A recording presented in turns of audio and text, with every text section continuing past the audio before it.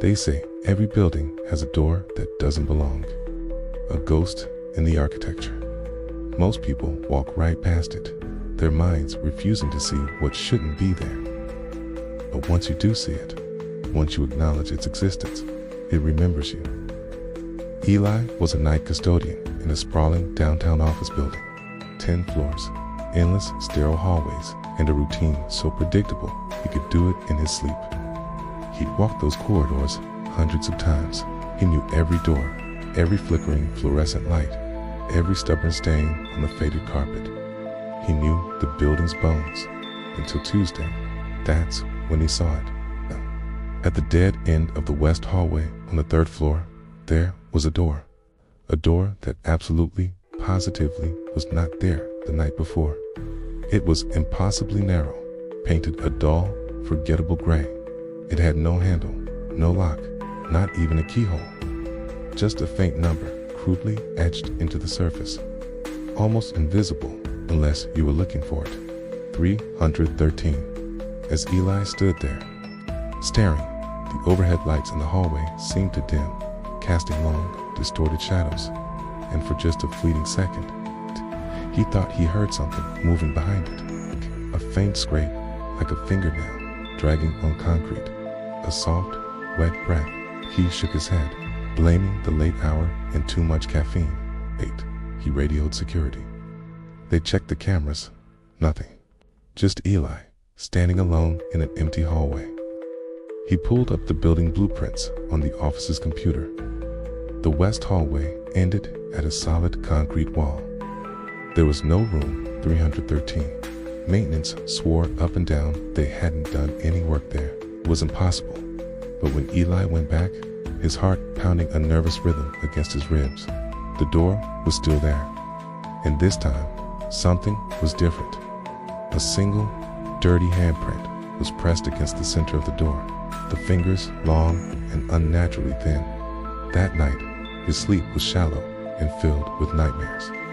He dreamed he was back in that same hallway, but this time, the lights were all out. It was pitch black, a heavy, suffocating darkness, and something was knocking from the other side of the door. 3 slow, deliberate knocks, evenly spaced, measured, a demand, not a request. He woke up with a gasp, his ears ringing with a strange, high-pitched frequency. He fumbled for his phone on the nightstand, his hand shaking.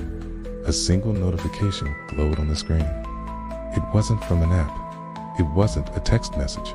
There was no history of it. Just 2 stark words that made his blood run cold. 313 opened. The next night, dread was a physical weight, pressing down on his shoulders as the elevator ascended to the 3rd floor. He had to know. He walked down the west hallway, his footsteps echoing in the silence.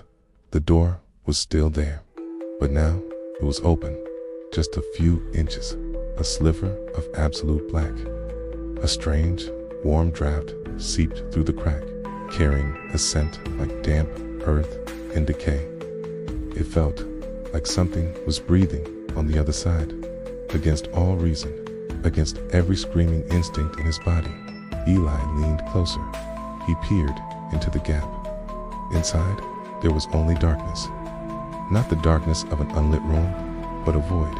A place where the hallway, the building, the entire world just stopped existing. And from that endless black, a voice whispered his name. It sounded like a dozen voices at once, layered and distorted. It sounded like his own. The lights in the hallway flickered violently and then went out, one by one, plunging him into the same terrifying darkness from his dream. He finally turned to run, his feet slipping on the polished floor, but it was too late. He glanced back one last time. The door was wide open. The next morning, the day shift security guard found Eli's cleaning cart. It was still rolling, ever so slowly, down the west hallway, its wheels making a soft, rhythmic squeak. The door was gone. The wall was solid and bare, as if it had never been disturbed. Smeared across the floor in whatever grime Eli's cart had been meant to clean were 2 words: still wet, not done. Thank you so much for listening. If you enjoyed this story, please hit that like button and subscribe for more original horror. Let me know in the comments below if you've ever seen something where it shouldn't be. Stay safe out there.